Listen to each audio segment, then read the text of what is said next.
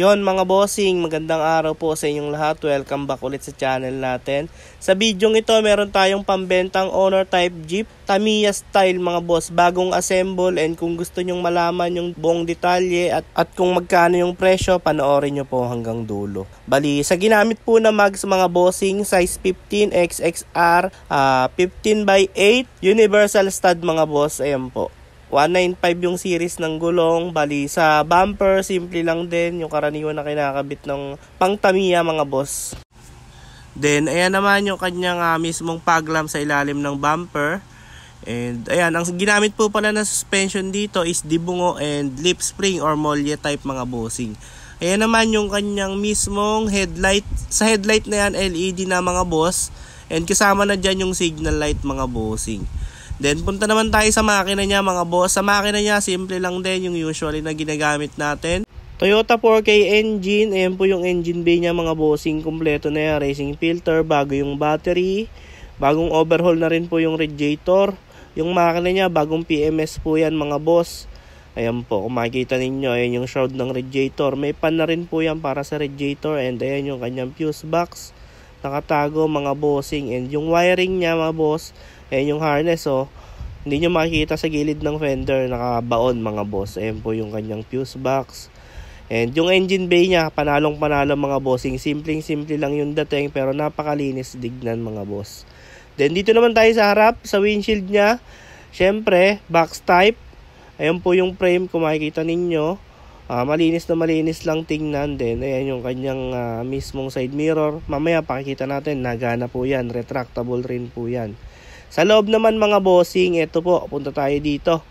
Ayan, kung makikita ninyo, naka-Recaro seats. Ayan, yung roll bar niya, double mga bossing. May trapal na rin to mga boss. Removable din yung trapal niya. Ayan yung center mirror. Then sa ginamit na gauge kompleto, speedometer, temperature gauge, oil gauge, tsaka ampere gauge. Lahat po yan mga bossing, functional. And dito naman tayo sa harap mga boss. Ayan yung handbrake, yung cambio. And then yung kanyang side mirror, mamaya paglipat natin sa driver side, pagaganahin natin yung kanyang retract mga boss. Ayan, kompleto. And meron na rin siyang seat belt. Ito mga bossing, sa mga nagtatanong kung pwede daw po sa expressway yung mga ganito, pwede po, basta naka seat belt lang kayo kapag babiyahe mga boss. And ito naman yung under chassis, pakikita ko sa inyo. Ayan po, bagong assemble tong unit na to mga bossing Ayan po, kompleto yung mga body bracket niyan mga bossing ng under chassis.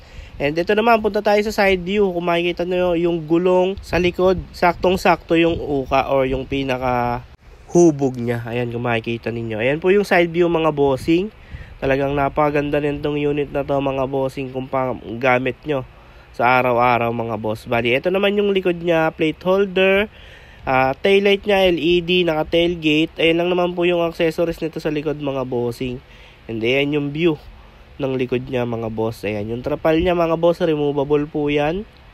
And eto, punta na tayo dito sa driver side.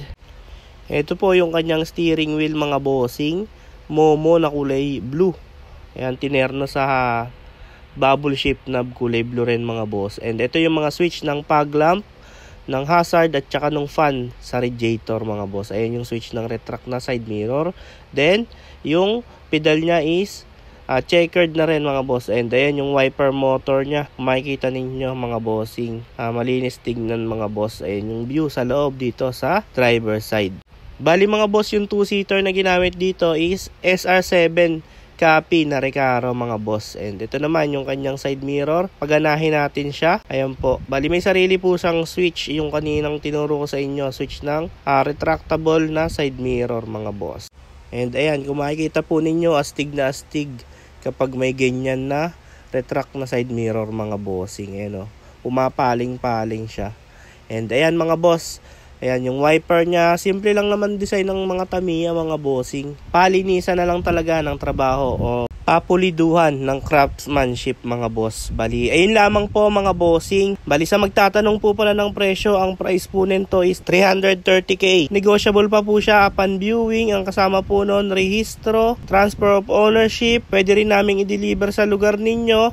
And sa mga interesado mga bossing, tawag lang po kayo sa number na nasa screen. And ulitin ko yung presyo niya mga bossing, 330k, negotiable upon viewing. Sa mga interesado, tawag lang po kayo sa number na ipipin ko sa screen. And para madali nyo kaming makontak, ipipin ko rin po dito yung Facebook page namin. Bali, ayun lamang po mga bossing. Bago nyo lisanin yung video ito, huwag nyo po kalimutang i-click ang subscribe button at i-on ang notification bell para lagi kayong updated sa mga video na ilalabas namin tungkol sa Honor Type Jeep. Maraming salamat. See you sa next video.